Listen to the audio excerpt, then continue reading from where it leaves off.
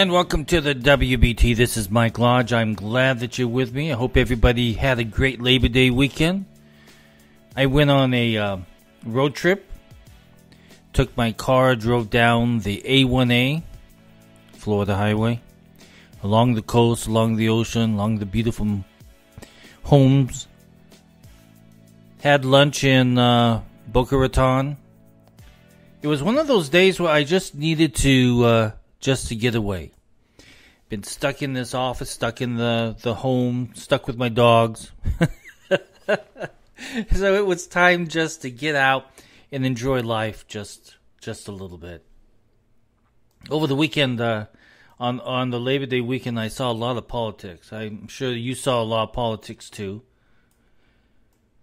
Yesterday, I saw Kamala Harris doing a, I don't know if it was a town meeting, not quite sure. A bunch of people, the governor, the lieutenant governor was there. And they were talking about labor, and they were talking about business and small businesses. And she kept saying, we've talked about business. We've talked about small business. We've talked about community banks. We've talked about, it's all talking. And the reason why it's all talking, it's very simple. She's never run a business. She's never signed a paycheck. She's never paid her payroll taxes. She's never had to manage a business. As a matter of fact, when she was running her campaign for president, she mismanaged the financial side of her business, of her campaign, so badly that people had to come in and bail her out. That's how badly she did. So the problem that we have, and as a business person, the problem I have with politicians telling us what we need and should do with our businesses doesn't cut it. People like Kamala and Joe Biden, who have spent their life in government, who have gotten a paycheck no matter whether or not we're going through a recession or a depression, they still get paid. If we're going through riots, if we're going through COVID-19 and the downturn in the economy and the unemployment, they still get paid. That's what they think business is all about. They do not, and they have not had the experience of literally running a business and dealing with the IRS and dealing with the state and local governments, dealing with employees and all the HR rules that go along with it, dealing with the financial terms of the business, trying to build businesses, trying to create better businesses, doing research and development. They have no idea what it takes to run a business. They have been career politicians where that's all that they've done is play politics. But they have never contributed back into the economy of running a business. And that is the problem that I have with politicians today, especially on the Democratic side. They think that by being in government, that gives them the experience to run a business, and they don't know how. They've never done it. Why would I listen to anybody? I mean, this is like, and it happens out there because I know of situations where it happens, and you see them all over Instagram and every place else where people say, hey, I am a business coach. But they've never run a business. They've never owned a business. But they're a business coach. They don't have any experience in anything that deals with business. But they've read all the books. They've read all the books, Think and Grow Rich, Rich Dad, Poor Dad, all these other things that are out there. And that's what they think qualifies them to tell you about how to do business. So why would I go to a politician who has never, ever done anything in business? Kamala Harris has served most of her life in government in some sort of fashion. We know Joe Biden's career. He's been in it for 40-some years. He's never run a business, but yet he wants to tell you business people what to do and how to do it and what's going to come your way. By the way that they spell business in Democratic terms, TAXBUSINESS, tax business. That's how they spell it. They have nothing nothing for businesses to rely upon stability in our economic growth. They have nothing. They can't even show anything that shows us that their plan, which they don't have a plan except the tax, except to create more red tape. So we as business owners, entrepreneurs, people running your little business out of your house, be very careful about what these politicians tell you. You realize that they're not making any promises. The only promise that they have made to us thus far from the Democratic Party is more taxation. Now, a lot of you are running businesses on a very tight profit margin. Some of you don't even have profit. Some of you haven't had a profit in 2 or 3 years because you're still trying to get your companies up and running. Still trying to clean house. Still trying to deal with this COVID-19 thing. Going back to work, not going back to work, opening your store, opening your restaurants. You're in that situation right now where you've got the government telling you what's better for you. And you know what's good for you. You know that if you were to open up your businesses now, if you were able to bring your staff back and get going, the economy would be booming. Much better than it is right now. But Kamala and Joe Biden, since they don't know what they're doing, they cannot give you any kind of reassurance on what is going to happen, except, go back to it again, higher taxes. Joe Biden has already said that. Now, he may come out in the next couple of days because he's been flip-flopping here. He just flip-flopped on fracking. At first he said, no, for sure, there will be no more fracking. And then now he comes out and says, yes, that's going to be fracking. You misunderstood me. No, we didn't misunderstood you. It's right there on tape. We know exactly what you said. And now you flip-flopped and gone the other way. Because why? Because you know that your poll numbers are dipping. They're falling like a rock to the bottom of the lake. So you have to flip-flop. And you're hoping that this flip-flop isn't going to be noticed. I'm telling you, Biden, listen to me. Listen to me, baby. We know what a flip-flop is. We know what you said and what now you're saying again is totally opposite. We're not dumb. For some reason, why is it that politicians think that Americans are dumb? It just doesn't make sense. Didn't they realize that from the last election that we had in 2016, there was this very silent majority who was watching them very carefully and listening to what they were saying, but then all of a sudden they lost the election and they're wondering, why did we lose? Because you were saying dumb things. You were saying things that the American people did not believe in. And you're doing the exact same thing right now. Now, I don't know. I saw pictures of the labor conference that Biden had. I don't know if it was in his backyard, but there was dead grass and 4 people in a circle, 8 feet apart. I'm not quite sure what kind of a labor conference that was. Because there was no teleprompter, so I don't know how it could make any sense. Hey, here's a good idea, okay? Biden people, listen. If you want us to know what Biden is saying, turn the teleprompter around so that we can read what he is saying. Just turn it around. We can read we can read better than what Biden does. Just turn the teleprompter around so we know what he's trying to say. That's it. Just turn it around. I tell you, we are living in some dumb times. Really dumb times. And I just don't get it. I don't get it at all. I was driving down the coastal highway this weekend. And I was just watching for signs. Now, I saw a lot of flags off the back of cars and on the side of cars and in the back of pickups, these big old signs that say Trump. And then I saw little itty bitty signs for Biden in a couple, only in 2 places in South Palm Beach.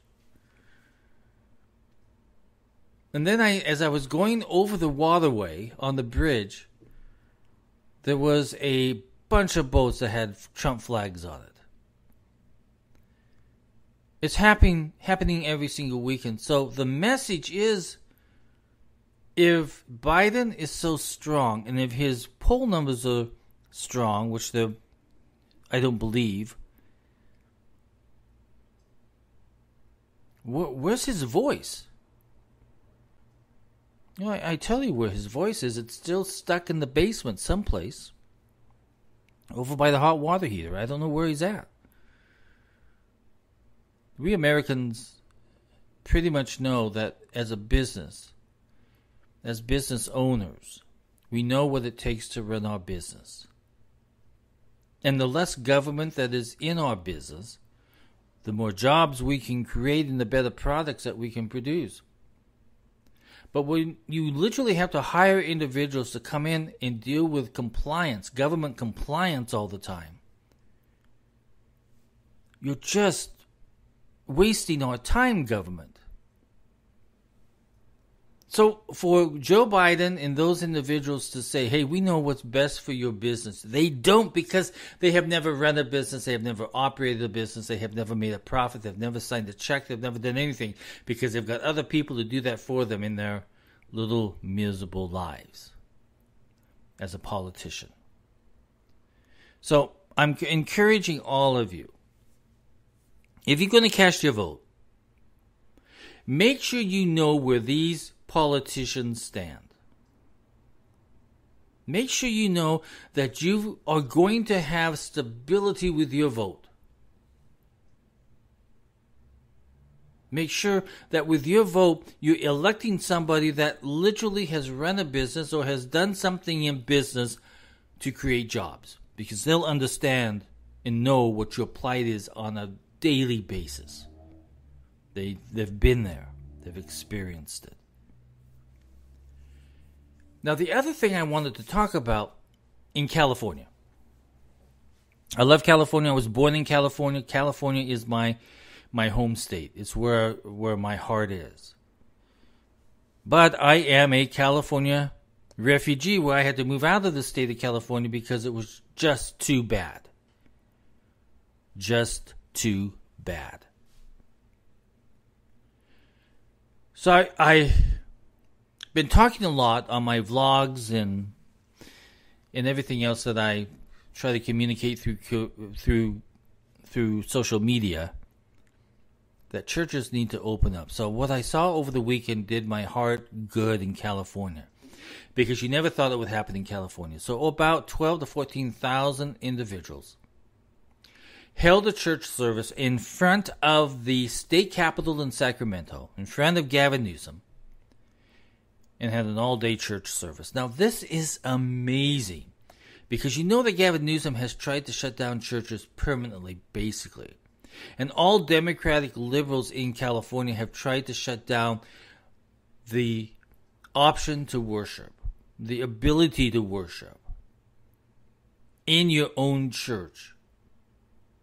So these churches have been shut down. Now, churches are the spiritual backbone, I should say, of every community. They are the ones who are ministering every single day to those who need help, providing them with a nice warm coat during the winter, providing them with a nice warm meal, providing them with counseling or prayer when they need it. They are there at all times, operating 24 hours a day. If you look at a pastor's life, it is on duty 24 hours a day, 7 days a week. And the churches went, and the Christians went to Sacramento, and they held their church service. They listened to God's word. They sang the songs that they wanted to sing to praise God.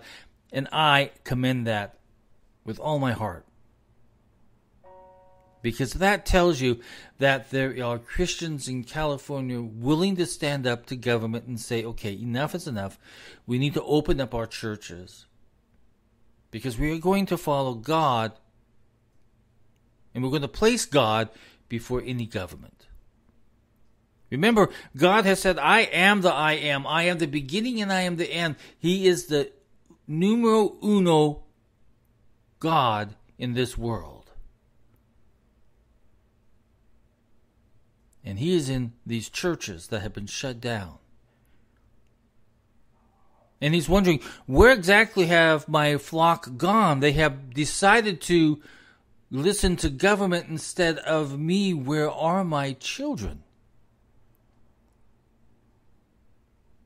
When two or more are gathered together, great things can be done, but their doors have been shut, so no one can gather. No one can pray together. Virtual prayer is hard, I tell you, because you don't have that spiritual bond when you are together with another Christian. It's not the same. It works, but those churches need to be opened up so that people can worship again. They can go and be fed. I was watching my church here in Palm Beach, and they have remained shut down for months now.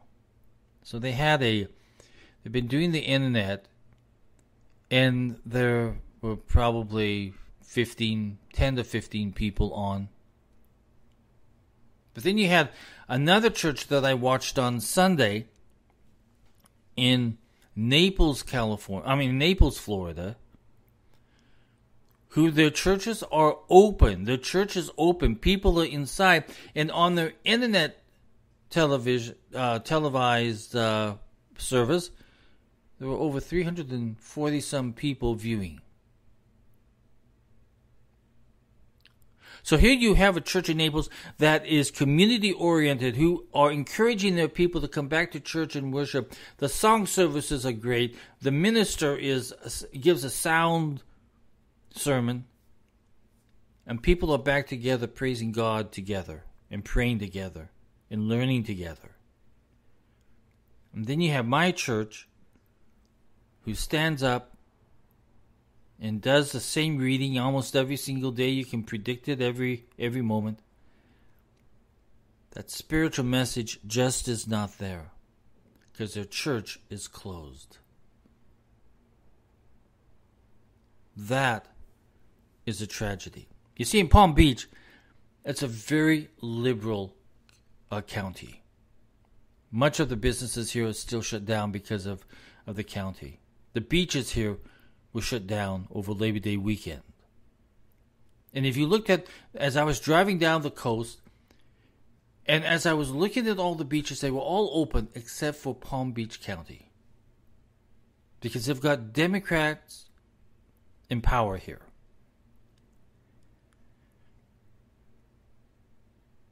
It's a sad situation. I tell you, I moved away from California, which I thought was a corrupt political state, and then I moved here to Palm Beach, and I find out it's the exact same mentality as California.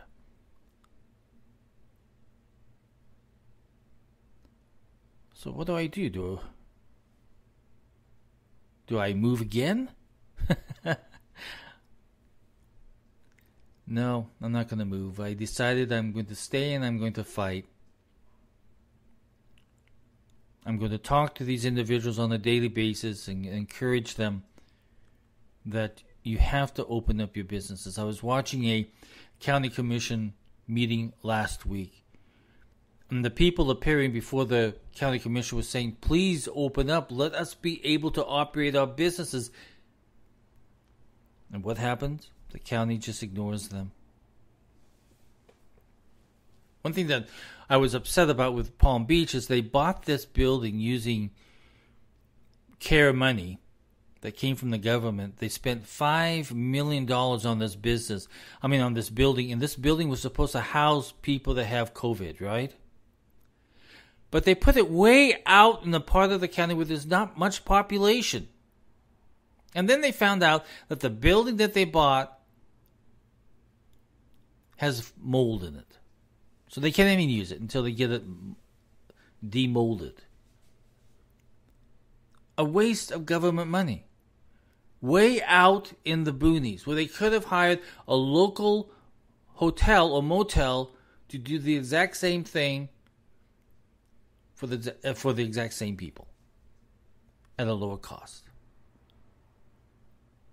So that building now is going to sit out there in the county, valued at $5 million with mold in it, and they can't do anything with it. The stupidity of liberal government, that is what it's all about. I digress there. But I want you to know that even though that we are going through all this stupidity politically, this nation is still a good nation. This nation is still a strong nation. This nation can get through anything, but we've got to fight for it. We can no longer sit back and say, okay, I'm going to wear a mask, but I'm not going to go to church. No, you can no longer do that. You have got to, even if you wear the mask and go to church and praise God, do it. Tell your churches to open up. Tell these governments out there saying, who are trying to control your businesses, hey, shut up and let me do my business, because what you're doing is you're destroying my life. You're destroying my community's life. And to Joe Biden and Kamala Harris, go away. You know nothing about business. And the individuals that you're going to bring in to advise you on business are academics. They know nothing about business except what you read in the book. We're in a mess, I tell you, when you have a former vice president running for Congress, and he needs to talk to you through a teleprompter every single day. I'm telling you, just turn the teleprompter around and let us read what he's trying to say. America, we're going to do better. Our businesses will do better. But we've got to have the right people in government who understand what we need to do without their help. Because once they get involved, once government gets involved, everything goes to hell in a handbasket. I love that term, hell in a handbasket. I think my mom used to use that. She used to use that term a lot when she knew I wasn't studying. You're going to go to hell in a handbasket. I tell you, Americans, we have a lot to be thankful for. I hope you're when you get up in the morning, I hope you're thinking about everything that has happened in your life and what you're thankful for. It may even be a bad thing, because that bad thing may have taught you a whole bunch of stuff. We have a lot of potentiality in this country. We have a lot of possibilities. And we're going to make it through. No matter what kind of a mess comes our way, we will make it through. We will. Listen, if you have any questions on business, send me a text. 818-252-5682. Again, that's 818-252-5682. Or go to my website at www.lodge-co.com. This is Mike Lodge. I'll talk with you very soon. Everybody go out. Have a great day. And I hope that you're all rested up from Labor Day, because this week is going to be the best week ever. I guarantee it. Talk to you soon.